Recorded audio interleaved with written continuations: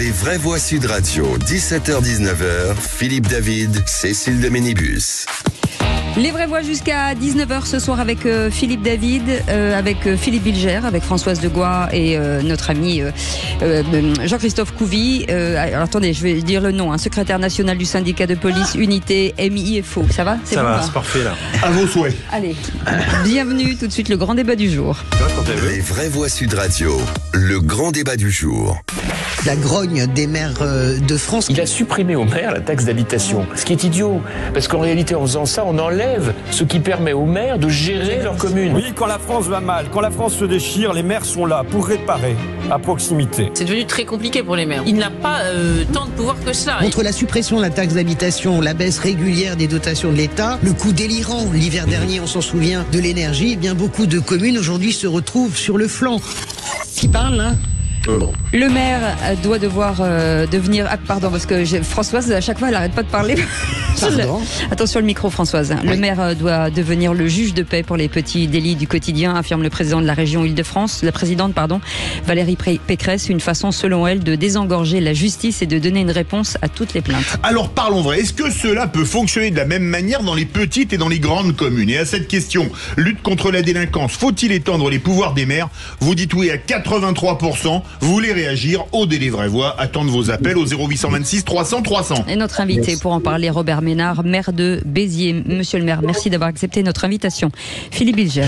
On sait que le maire est dans notre paysage politique relativement discuté, la personnalité qui demeure la préférée des Français.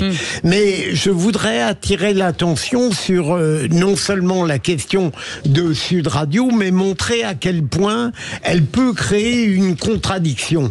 À la fois, on a fait un certain nombre de débats pour regretter que les maires soient en permanence, dans leur quotidienneté, affrontés à des violences verbales et physiques qui naissent tout simplement du besoin de proximité qu'ils ont naturellement avec les administrés. Et le rôle qu'on veut leur donner en plus, qui n'est pas scandaleux en lui-même, et d'ailleurs serait-il sans doute compétent pour l'exercer, risque d'aggraver encore ces conflits et ces problèmes de proximité avec une justice, me semble-t-il, qui à l'égard des maires ne prend pas la juste mesure des violences dont ils sont victimes. Donc j'attire simplement l'attention sur cette contradiction. Françoise Degois. Oui, c'est vrai que c'est une contradiction réelle, mais en réalité, écoutez, on a une police nationale qui est à l'os. Moi, je vois très bien... Ça passe dans les grandes villes, ça passe même dans les villes moyennes, mais dans les petites villes, même les petites villes, je pense à un département où j'ai vécu longtemps, dans le Var par exemple, avec les petites communes du bord de mer, du littoral, etc. Je vous assure qu'à un moment donné, déjà ils sont dépoilés en termes d'effectifs policiers classiques ou gendarmes. Évidemment, les policiers municipaux font ce qu'ils veulent, mais ils sont limités. Moi, je ne suis pas, on va pas recommencer le débat armée par armée, etc. Je pense quand même que il faut les êtres sont des êtres responsables. Je crois que Robert Ménard a raison quand il dit les maires sont des gens responsables, sinon ils sont pas réélus a priori. Ils sont testés tous les jours, il y a à portée de baffe des citoyens. Donc il faut aider la police municipale à aider la police nationale. Voilà, je peux pas le dire mieux. La parole est à la police nationale. Jean-Christophe Couvi. Bon, alors moi je suis très attaché au régalien, mais maintenant c'est vrai qu'une fois qu'on a mis le doigt dans le continuum de sécurité, aujourd'hui de toute façon on peut plus faire marche arrière. Nous on fait toujours attention, c'est-à-dire que la police municipale en volume ne doit pas se substituer à la police nationale. C'est-à-dire qu'on ne doit pas faire un écart des deux. Ils viennent en complément de l'action de la police nationale, parce que l'égalité dans le triptyque liberté, égalité, fraternité, l'égalité c'est aussi l'égalité de chaque citoyen devant la justice et la sécurité. Et en fonction des mairies qui vont être plus riches que d'autres, eh bien vous pouvez avoir justement à force un problème d'égalité devant la justice. Et après je reprendrai juste que le maire n'aura pas de pouvoir de justice, c'est pas le juge de paix. Le maire a des pouvoirs de police. Et ça, à la rigueur, il peut y avoir une discussion, effectivement, peut-être pour améliorer et donner plus de prérogatives à certains agents de la police municipale. Le maire est déjà au PJ 16, il est officier de police judiciaire, il n'a pas tous les droits comme un policier, mais je ne sais pas au nom de quoi. Alors là, après, peut-être que le maire nous le dira, mais par exemple, pour ouvrir les coffres de voitures, etc., il faut des OPJ sur le terrain. On va pas réveiller le maire la nuit pour qu'il nous donne l'autorisation d'aller fouiller un véhicule. Donc tout ça, c'est des choses qu'il faudra discuter à la marge. Mais après, nous, ce qu'on constate en tant que policiers nationaux, c'est qu'en fait, on nous a enlevé, entre guillemets, la proximité avec les citoyens, et c'est la police municipale qui a pris le relais. Et ça, on le voit aujourd'hui, on a des difficultés à renouer le contact avec certains quartiers, parce qu'en fait, on n'y va plus. Mais parce que quand on y va en intervention. Tout le monde s'est foutu de Lionel Jospin avec la police de proximité, mais regardez. Oui. Ben, voilà. Robert Ménard. Robert Ménard, votre avis dans ce domaine, après avoir écouté les vraies voix? Qu'est-ce que je voulais vous dire? D'abord, il y a de fausses affirmations qui ont plus lieu d'être. Je suis d'accord avec madame pour dire on va plus reparler, par exemple, du fait d'armer la police ou pas. C'est un débat tranché. Moi, j'étais une des premières mairies à le faire. Aujourd'hui, il n'y a pas un maire de droite comme de gauche qui n'arme pas ça à la police. Voilà. Qui étaient les premiers quand il y a eu l'attentat à Nice? C'est la police municipale. Voilà, j'allais le dire. Oui. À Mulhouse, prend les premiers risques, c'est la police municipale. Tu peux pas demander à des policiers de prendre des risques et de pas se protéger eux-mêmes. Donc ça, c'est un débat qui est tranché. Oui, moi, je préférerais que la police nationale elle fasse le job, mais elle le fait pas. C'est tout. Dans ma ville, s'il n'y avait pas la police municipale, on verrait pas de policiers ou quasiment pas de policiers dans les rues. Et vous demandez à vos confrères à Béziers, ils vous le diront. On a, nous, aujourd'hui, la police municipale, tout confondu, c'est 190 personnes. Il y a 230 policiers à Béziers, mais on voit plus la police municipale sur le terrain parce que chacun fait une partie du boulot. Et la seule chose qu'il faut faire, c'est que tout le monde s'entende. Mais aujourd'hui, moi, en termes de policiers, il y en avait 30 quand je suis arrivé, il y en a 120. Il y avait une trentaine de caméras, il y en a 480. Et la police nationale, la gendarmerie et sont les premières à bénéficier de ces caméras puisque c'est nous qui les gérons. Donc moi, je ne veux pas là non plus. On n'est pas en conflit, on essaye de travailler ensemble. Le problème, c'est qu'on ne nous prend pas suffisamment au sérieux. Oui, je sais que ça pose un certain nombre de problèmes, mais il y a des choses de bon sens, de simple bon sens. Quand les gens, les Biterrois, les gens de chez moi, voient qu'un policier ne peut pas, policier municipal qu'il voit tous les jours, ne peut pas demander une carte d'identité, sauf en flagrant délit, vous avez raison, je le précise tout de suite, à quelqu'un, ne peut pas offrir un coffre, ne peut pas avoir accès, n'a pas accès au fichier des voitures volées. Mais enfin, c'est invraisemblable. On peut pas demander à la police municipale de faire son boulot et pas lui demander de lui donner les moyens. Le maire que je suis, pardon d'être un peu long, mais vous avez compris que ça me tient à cœur. Le maire que je suis ne sait pas, c'est pas vrai parce que le préfet, je m'entends bien avec lui, mais légalement, je ne peux pas savoir le nombre de gens fichés dans ma ville. Mais c'est à tomber sur la tête. C'est un peu exactement comme ce qui m'est arrivé. Vous parliez des polices, des pouvoirs du maire. Quand j'ai refusé de marier quelqu'un qui était en situation illégale. Moi, je veux bien le droit. Mais demandez aux Français, enfin, vous avez fait des sondages sur radio là-dessus, demandez aux gens si ça leur paraît évident que je puisse le refuser. J'ai pris un arrêté municipal interdisant, alors là c'est pas l'État, mais interdisant. Enfin, ça, madame, je dis madame, d'abord, mesdames, pareil pour les hommes, dans ma ville, il est interdit, quand vous avez moins de 13 ans, d'être tout seul dans la rue après 23 heures. Mais c'est le bon sens. Est-ce que vos enfants, à 2 heures du matin, ils pouvaient se promener dans la rue? Pardon, mais je suis poursuivi par la Ligue des droits de l'homme. Je vous donne des exemples comme ça. Moi, je suis par exemple... Mais qui est des autorisations de commerce. Je finis là-dessus, je vous promets. Je vais poser sur le choix des commerces dans ma ville. Robert Ménard. Plus parce que je sais que c'est des lieux de blanchissement d'argent. Ça y est, comme j'ai un préfet formidable, il n'a pas fait recours, il n'a pas contesté l'arrêté que j'ai pris. Voilà, oui, les maires sont des gens responsables, ils sont populaires, appuyons-nous sur eux. Robert, tout le monde est d'accord sur la police municipale qui doit être le complément de la police nationale.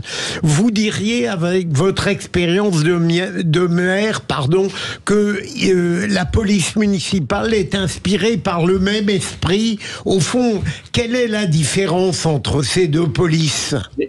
Mais Philippe, il n'y a plus de différence. On a un responsable de la police nationale. Je recrute, les 3/4 des gens que je recrute, c'est soit d'anciens policiers, soit d'anciens gendarmes. Pourquoi? Parce que souvent les conditions de travail aujourd'hui sont meilleures dans la police municipale que dans la police nationale. Monsieur, vous êtes policier, vous êtes sensible à ça.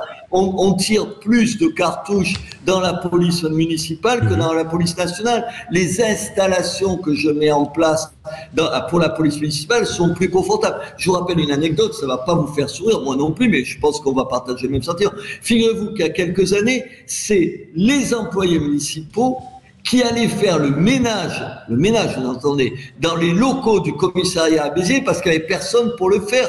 Mais tu tombe, et je le faisais, vous avez compris, je le fais bien volontiers, mais je tombe comme moi, enfin c'est normal. Oui, aujourd'hui, il y a un problème, et puis, pardon, je veux juste vous reprendre sur un mot, c'est pas un problème de richesse des communes.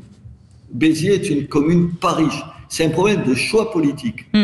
Moi, mes citoyens, ils me demandent deux choses, avant toute autre chose. Ils me demandent, quand ils sortent de leur ville, de leur maison, d'être en sécurité et que ce soit propre par terre. Non mais vous avez raison, juste avant Jacques-Christophe, juste un mot pour dire quand même, Robert Ménard, moi je peux pas entendre que vous dites ok, il y a la loi et puis il y a les sondages et ce que pense l'opinion. Moi je m'en fous un peu de ce que pense l'opinion. On n'est pas dans une sondocratie, malheureusement si, trop souvent, mais je pense pas non plus que les pouvoirs du maire puissent être, comment dirais-je, élargis à l'infini dans le domaine de la justice. Non, il y a encore un État et fort heureusement on est un État centralisé et c'est normal que les choses soient respectées, y compris au niveau des communes. Après, c'est un jeu que la LICRA porte plainte contre vous. C'est le jeu démocratique. Ça n'est pas si grave. C'est ce que je veux dire. D'abord, c'est pas la LICRA, Dieu merci. Non, c'est la LDH, pardon, la Ligue des droits de l'homme. Pardonnez-moi. Mais vous comprenez ce que je veux dire? C'est normal. C'est normal, enfin. Mais je vais pas vous répondre là-dessus. Je vais répondre avec les mêmes mots que notre ami policier. Je suis maire. Donc, je suis officier de police judiciaire. D'accord. Et un de mes boulots, c'est d'assurer la sécurité, la tranquillité publique, c'est le mot, dans ma commune. Et en même temps, je suis officier d'état civil. Et cette double casquette me met dans une situation invraisemblable où je dois marier, parce que je suis officier de police, parce que je suis officier d'état civil, quelqu'un qui est juste en situation illégale dans ma ville, qui a été condamné de la prison et qui est en situation, et à qui on a imposé une OQTF. Et c'est moi qui vais être condamné, madame. Non, mais moi je vous parle pas des jouets. Non, mais Robert, vous m'interpellez. Je vous parlais pas de ça. Je vous parlais des commerces dont on sait tous très bien qu'ils font du blanchiment d'argent. D'abord, on ne le sait pas tous. C'est pas parce que c'est au doigt mouillé. Il y a des enquêtes, donc il y a une justice. Voilà. Jean-Christophe, court parce qu'on part au 0826 300 300. Non, mais alors vite, effectivement, c'est vrai que les polices municipales, on le voit, et d'ailleurs, c'est ce qui ça nous fend le cœur, mais c'est comme ça. Il y a une appétence de nos collègues pour partir à la police municipale en détachement, parce que effectivement, il y a plus d'équipements, il y a des primes que nous on n'a pas, il y a de la formation, il y a du tir. Ils se rapprochent de chez eux. Ils se rapprochent de chez eux en mutation, et en fait, on a une technostructure. Mais non, mais nous on a une technostructure police depuis des années qui n'est pas innovante. En fait, ils restent sur les vieux acquis en espérant, et ils disent ouais, mais les policiers partiront jamais. Aujourd'hui, les policiers ils zappent, ils partent parce qu'ils ont mieux ailleurs. En revanche, ce qui nous manque, et c'est là où il faudra travailler, c'est que quand la police municipale fait une affaire, elle amène le prévenu devant l'officier de police judiciaire. Et là, nous, on doit traiter les cas. Et quand vous savez qu'il vous manque 5000 OPJ dans toute la France, alors qu'on est soi-disant cartographié à 22 500, on n'en a réellement que 17 500, en fait, on est noyé par les affaires. Et donc, du coup, il y a un tri. Et des fois, on dit, mais non, on peut pas te prendre ton gars, parce que moi, j'ai déjà 200 dossiers à traiter et je peux pas. Et donc, en fait, c'est tout ça aussi que les citoyens ne comprennent plus. Donc, en fait, il faut refonder, vraiment, je pense, la police et la justice et trouver une solution. En fait. C'est la chaîne qui marche pas. Allez, on part au 0826 300 300 avec Linda de Pau. Linda, qu'est-ce que vous en pensez? Plus de pouvoir pour les polices, pour les maires face à la délinquance? Oui, moi je suis totalement d'accord. D'ailleurs, je suis totalement d'accord avec toutes les mesures qui ont été prises par Monsieur Ménard. Donc voilà, je trouve ça très bien. Donc faut voir après comment ça se formalise, parce qu'on parle toujours de délégués entre guillemets, mais après on donne pas forcément les moyens. Donc ça c'est encore autre chose. Ce qui est sûr, c'est que les maires ont toujours été les gardiens du bien vivre et de la sécurité au sein de certaines villes. On l'a vu, il y a certains maires qui arrivaient à maintenir leur ville à flot quand le reste de la France partait un petit peu en vrille. Donc je pense que c'est bien, c'est une bonne chose. C'est une bonne chose de leur donner, d'élargir leurs compétences, si je puis dire, et surtout de leur donner de vrais moyens. Qu'est-ce que vous aimeriez pour vous, Robert Ménard, de plus aujourd'hui? Ce que je dis, ce que je vous ai dit tout à l'heure, un certain nombre de pouvoirs supplémentaires, pas pour les enlever aux autres, mais pour qu'on soit plus efficace. Enfin, attendez, l'exaspération de concitoyens face à une petite délinquance, pas forcément le terrorisme et tout, pas forcément les gros trafiquants de drogue. Les gens, ils en peuvent plus d'un certain nombre de petits délits. Par exemple, on a la possibilité maintenant, j'espère pouvoir, ce qui s'appelle des audiences foraines. Pour répondre à votre question, à ce que disait Madame Pécresse, c'est quoi une audience foraine? C'est une audience qui se tient à l'hôtel de ville, en présence d'un magistrat, d'un procureur en l'occurrence, qui traite des petits délits, des tout petits délits, et qui permet de désengager, vous savez, le tribunal de tout un tas d'affaires, de les traiter vite et de les traiter le plus près possible du moment où il y a eu le passage à l'acte. Parce que ce qui exaspère souvent, madame, nos concitoyens, vous savez, c'est les mois, les 6 mois, les 1 an entre le moment où le mec ou la fille, ils ont fait un truc insupportable et le moment où ils sont condamnés. Ils ont le sentiment d'une impunité, ce qui n'est pas vrai souvent. Et donc, par exemple, j'espère pouvoir faire des choses comme ça. Ça rend service à tout le monde. Il y aura moins de gens dans les tribunaux. Ça montre que l'hôtel de ville, c'est aussi un lieu où on peut condamner un certain nombre de gens pour des petits délits de voisinage, des dépôts sauvages, mais les choses qui pourrissent la vie de mes concitoyens. Voilà ce que j'aimerais qu'on me laisse faire. Merci beaucoup. Robert Ménard, maire. La passion de Robert Ménard pour sa ville et son métier de maire, c'est dingue. C'est bien. Incroyable. Merci en tout cas d'avoir accepté notre invitation. Dès que vous passez à Paris, vous venez nous voir, Robert Ménard. Vous ferez une émission avec nous. Il est souvent à Paris. Oui. Ah! Et ne nous le dis pas. C'est quoi ce regard un peu malicieux? Non, mais parce que je l'aime beaucoup. Non, il y a un sujet là. Non, ne parlez pas du lieu de vacances de Philippe Bilger qui est à côté de Béziers. J'allais vous dire, non, ne recommencez pas. Mais enfin, il faut quand même le dire, vous étiez ce week-end. Il y a Béziers sous roche, je vous dis. Vous avez fait un calembour correct. Absolument. Chère Linda, vous restez avec nous, vous êtes notre vraie voix du jour. Dans un instant, le qui c'est qui l'a dit. On fait une petite pause, on revient dans un instant. À tout de suite.